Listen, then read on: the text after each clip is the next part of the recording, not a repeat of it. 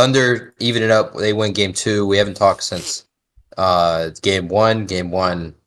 I mean, it was one of the best.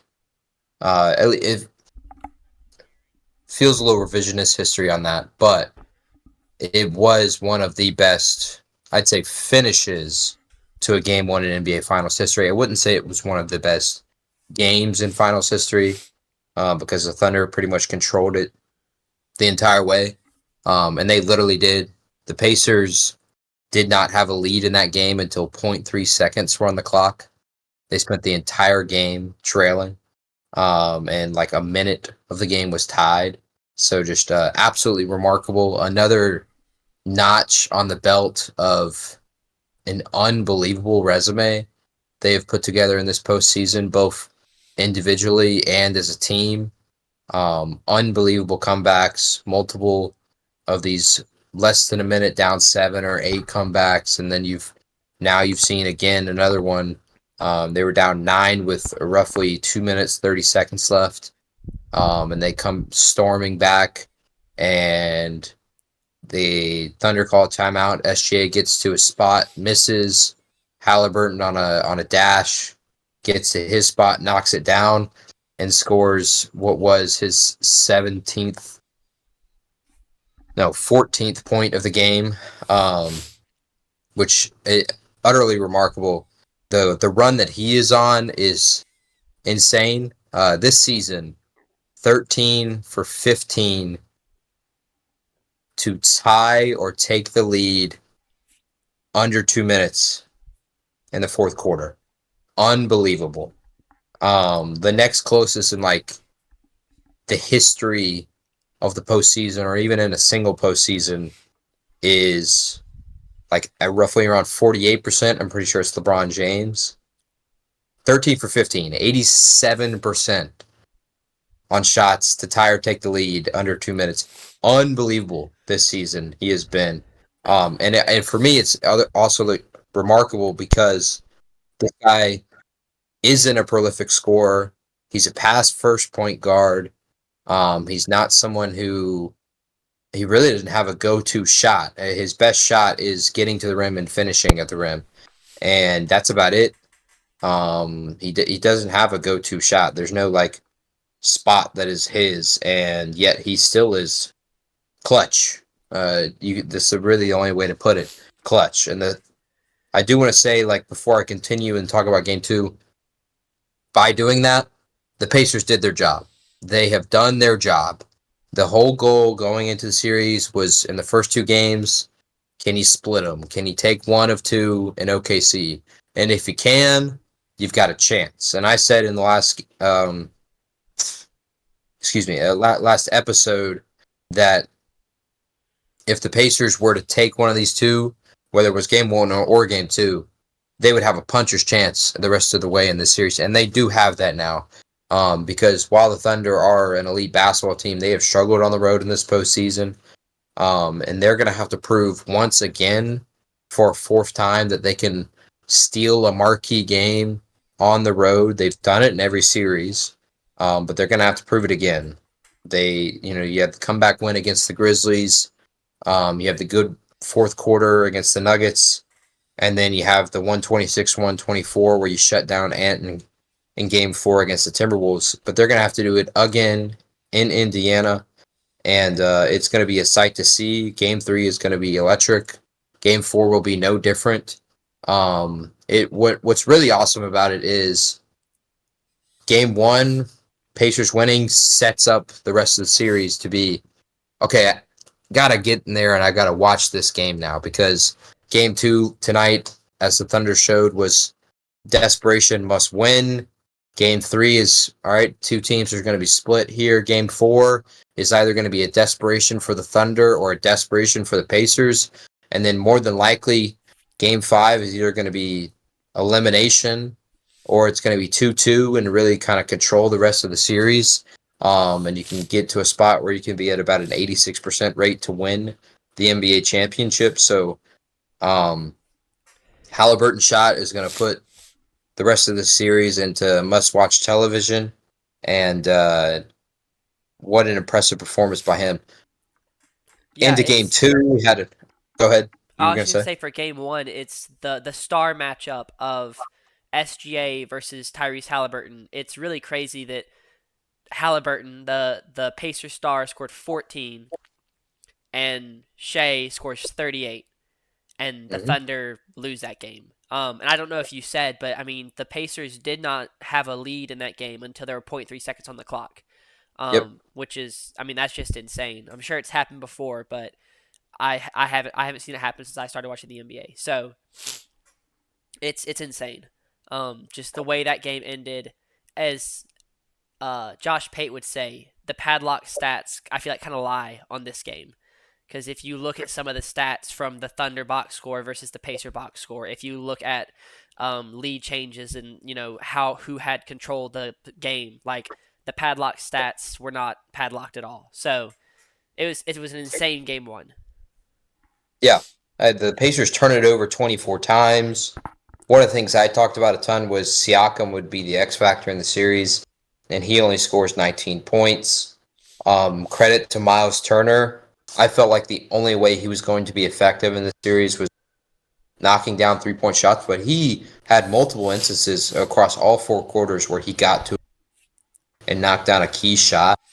He banks in a key three in the fourth quarter. So credit to him. But going into game two, SGA again proves like this guy is a bona fide scorer. He is 38 game one, and then coming night he's 34. He is going to put himself on a pedestal of unbelievable finals performances. And for his first finals ever, it is truly remarkable. He joins now Wilt Chamberlain as the only other player to have 9 straight games at home in the postseason of 30 or more points. Truly remarkable scoring, historic. And if he can cap this off and they can win the series, and he will win finals MVP if they do win the series, it'll be a marquee season. And it'll be up there in the top 10 seasons of all time individually. Yep. But the Thunder controlled it tonight in game two. You could tell there was desperation. It kind of felt like, to me, like it was desperation, full on desperation for them. And they played that way. They played that way defensively. While they didn't create the high turnovers for the Pacers, what they did was they dropped their shooting percentages. Indiana shoots 46% from three in game one, 35% from three in game two. They were really ineffective, especially in the first half, only scoring 41 points. Then they get it going in the second half, scoring 66. But the Thunder came out tonight and they were aggressive defensively, um, creating turnovers and then turning those turnovers this time into points. They score 14 points off of 15 turnovers for Indiana versus in game one, Indiana turns it over 25 plus times and they only score 13 points off of turnovers. So there's kind of a difference in your stats. That's crazy. On the Indiana side, you look at this box score in game two and you look at it in game one, it's crazy how it's like almost identical besides the 3-point shooting percentage. Um, the Pacers basically did exactly what they did in game one. You have 7 guys go for double figures, all of them in the teens except for 2. And then in game one, you had 6 guys go in double figures, and all of those were in the teens. The difference was tonight, OKC and SGA got help. Caruso was terrific tonight. Aaron Wiggins goes 5 for 8 from three. Caruso's 4 for 8 from three, and then Chet Holmgren and Jalen Williams finally get into their spots. It looked like beginning in this game it was going to be a little bit of an uh-oh for the Thunder, that J-Dub and Chet Holmgren were going to be ineffective. They were playing extremely fast, fumbling the ball a ton, turnovers in some spots, but they were able to get adjusted. Chet does that in the second quarter, and then Jalen Williams does that late second and early in the third. And I credit to them. They stepped up. They did what they were supposed to do. But defensively, it was really a masterclass from them. They hold the Pacers under 110 points, which is impressive to do against this team. A team that when they're cooking, they score 125 plus every single night. And for me, game 2 just reasserts what I felt was going to happen in this series. Pacers shocked the world in game 1, but I think, and the stats would show, the Thunder have controlled this series for virtually 90 of the 96 minutes, which is insane. And yet the series is tied at 1-1. But it doesn't change in terms of my look for the rest of the series. I I really think the Thunder are going to win game 3, game 4, and game 5 and take this the rest of the way. I think the game 1 miracle for the Indiana is really just something that's going to give them life and give them a chance. And that chance is like 10%. I really don't see how they can affect the Thunder going forward in the series, because we've now seen 96 minutes where realistically the Pacers have not shown, really outside of a few 5-minute stretches, that they can be better than the Thunder. And generally, if you're going to play 7 times, the better team is going to win. And because of that, I think the Thunder are just in a spot where they're in control of this series, in my opinion. And they've shown that throughout 96 minutes. Yeah. Wasn't there a series earlier this postseason where I feel like that same stat about how one team was controlled like 95% of the minutes, and then we found ourselves at like a series that was 3-3 or 2-2.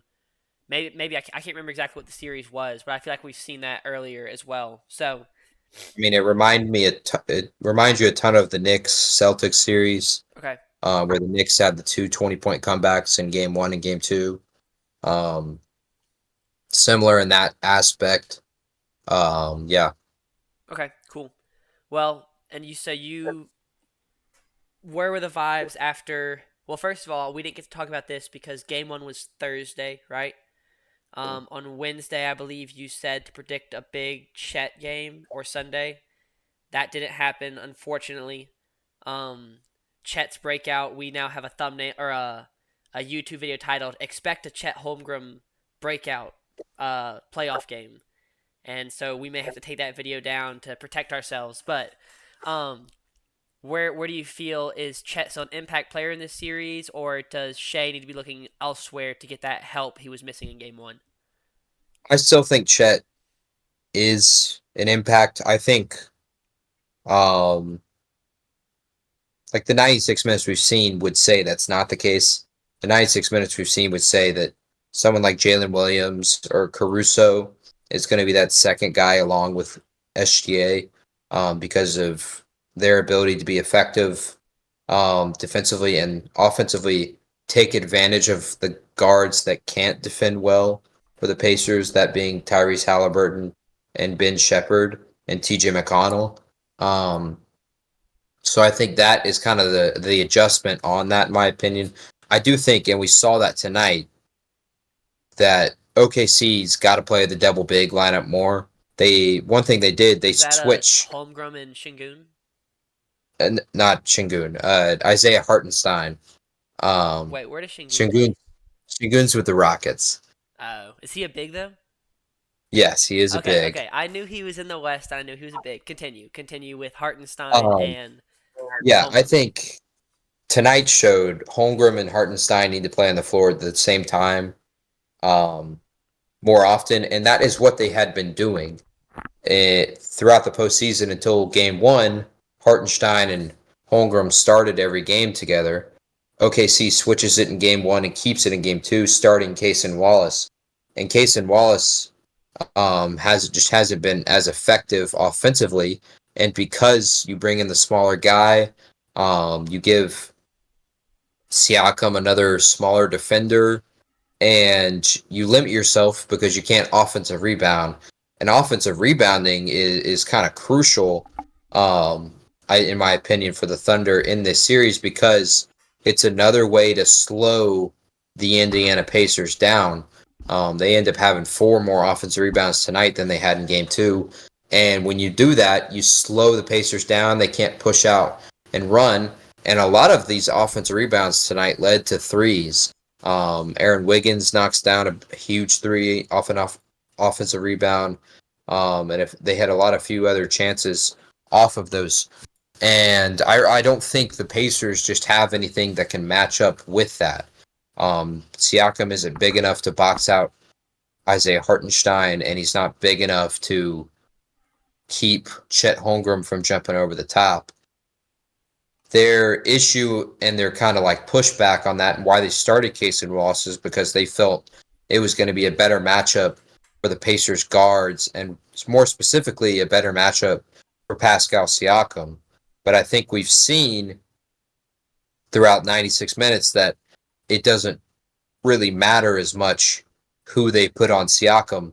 If their help defense is effective, if Siakam beats someone, there's three guys that are reaching down and swatting at the ball, and you have Caruso and Lou Dort and Cason Wallace getting these steals and running in transition. In fact, and it's almost an advantage for the Thunder to get beat defensively because they are so good in the help defense and getting to the spot and blocking shots and more specifically stealing the ball from behind. And we've seen that in these two games. The Pacers are turning it over at such a high rate. They were the best like non-turnover team in the NBA this season. And through two games, I believe we're at 39 turnovers, which is insane. They were averaging roughly 7 a game, if I'm not mistaken. So 14 turns into 39. That is the Thunder defense right there. And it's a lot of it is just it's the driving to the rim and the swatting of the hands or the closing off gaps is forcing these errant passes from the Pacers. So I think you got to play Hartenstein and Chet Holmgren more because it's actually more effective than they thought it was going to be in this series, which is why they started Cason Wallace. That's kind of an adjustment, I think, going forward. I would be kind of surprised if Hartenstein doesn't start game 3 because he was so effective. You're going to come into Indiana, and there's going to be so much fire behind that crowd. It's literally going to be no different than the way OKC and their crowd has been through the first 2 games. And you've got to be able to set the tone. And on the road, another big thing for teams to be successful is offensive rebounding. And Hartenstein provides that because you can take the crowd out of it. There's nothing more defeating, and we felt this season with Mississippi State basketball when Alabama misses a 3, but they get the offensive rebound and they dish it out, and then they knock down a 3. There's nothing more defeating than that as the home crowd when the road team does that to you. Yeah. And Hartenstein playing is going to give the Thunder that chance. They've got to somehow try to take the Pacers crowd out of it because outside of SGA, there is no one that has proven yet that they're going to step up and just be unbelievably effective on the road. The big games from Chet Holmgren and Jalen Williams so far this postseason have been at home. We haven't seen that on the road. It's really been SGA and their defense that turned up on the road and what allowed them to win those marquee games. So they're going to have to get that. I mean, outside of Game 4 against Minnesota, they haven't gotten that out of Chet or Jalen Williams. They're going to need that in one of these 2 games because they got to win one. If they win one, I think they win the series. But I do think they got a really good chance to win both. All right. So you've got them in 5, you said, or 6? I still got them at 5, but if they were to lose Game 3 or Game 4, they're going to win this series in 6, in my opinion. Okay. I think I'll stick to the Pacers in 7. I don't know that I'd consider Game 1 a fluke. And the Thunder are. It's going to be a good matchup. I'm excited to see the rest of the series play out over the next week and a half, 2 weeks. So hopefully it keeps going longer and longer. You want to move on to next topic? Yeah, sure.